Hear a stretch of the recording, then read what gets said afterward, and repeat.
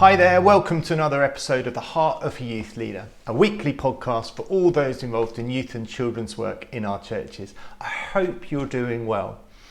Today I want to talk about being obedient to whatever it is God's asking you to do. And that's really important always, but it's especially relevant, I think, at the moment when we're trying to work out what we should be doing. Do we go back to doing what we used to do before the pandemic hit us? Or do we take the opportunity to see what the Lord wants to do now? Is it something different? Does he want us to do similar or start something new? What is he calling you to do? And this week I've been reading 1 Samuel and I was struck by the way the Lord leads Samuel to anoint David to be the king after Saul. And taking this up in 1 Samuel chapter 16 says this: "The Lord said to Samuel, 'How long will you mourn for Saul, since I have rejected him as king over Israel? Fill your horn with oil and be on your way. I am sending you to Jesse of Bethlehem. I have chosen one of his sons to be king.' But Samuel said, 'How can I go? If Saul hears about it, he will kill me.' The Lord said, 'Take a heifer with you and say, I have come to sacrifice to the Lord. Invite Jesse to the sacrifice and I will show you what to do. You are to anoint for me the one I indicate.' Samuel did what the Lord said. When he arrived at Bethlehem, the elders of the town trembled when they met him. They asked, 'Do you come in peace?' Samuel replied, 'Yes, in peace. I have come to sacrifice to the Lord. Consecrate yourselves and come to the sacrifice with me.' Then he consecrated Jesse and his sons and invited them to the sacrifice. When they arrived, Samuel saw Eliab and thought, 'Surely the Lord's anointed stands here before the Lord.' But the Lord said to Moses, 'Do not consider his appearance or his height, for I have rejected him. The Lord does not look at the things people look at. People look at the outward appearance, but the Lord looks at the heart.' Then Jesse called Abinadab and made him pass in front of Samuel. But Samuel said, 'The Lord has not chosen this one either.' Jesse then made Shammah pass by, but Samuel said, 'Nor has the Lord chosen this one.'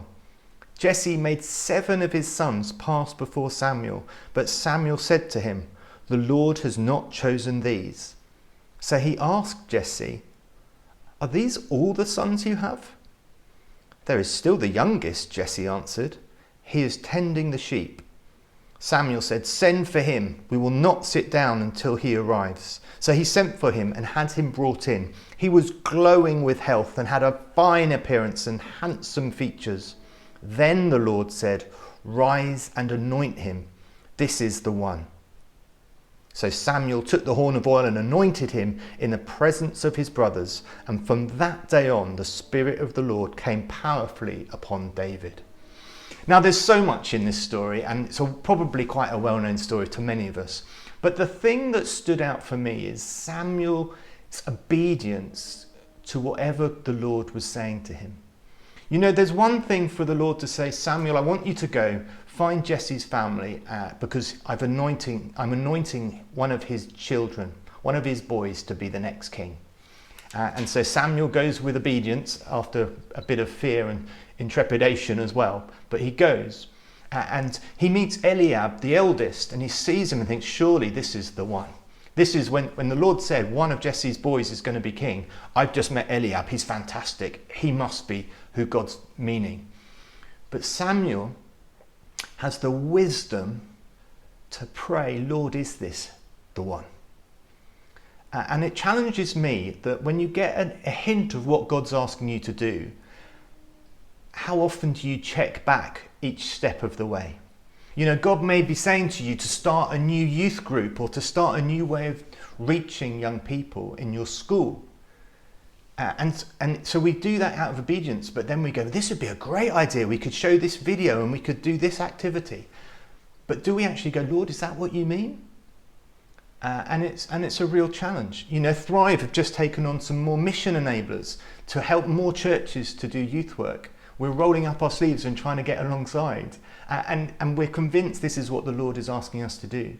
But the danger is we've got these people on our team. We could go, right, what can we do? Rather than going, "Lord, what's the next step? This is what we're thinking. Is it right?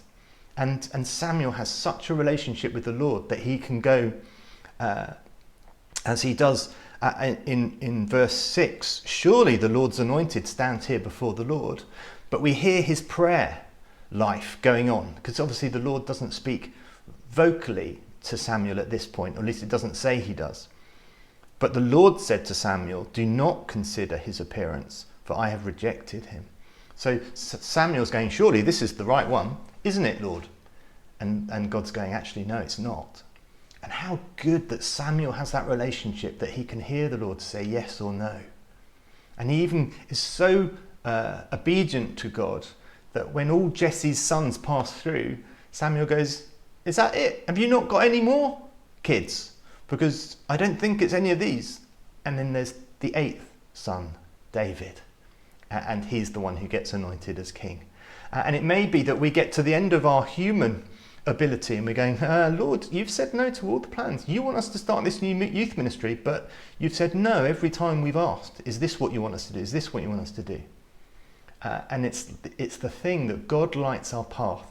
He will show us the next step. When he says, I want you to do this new thing, he doesn't go, so I'm going to sit back and watch what you do.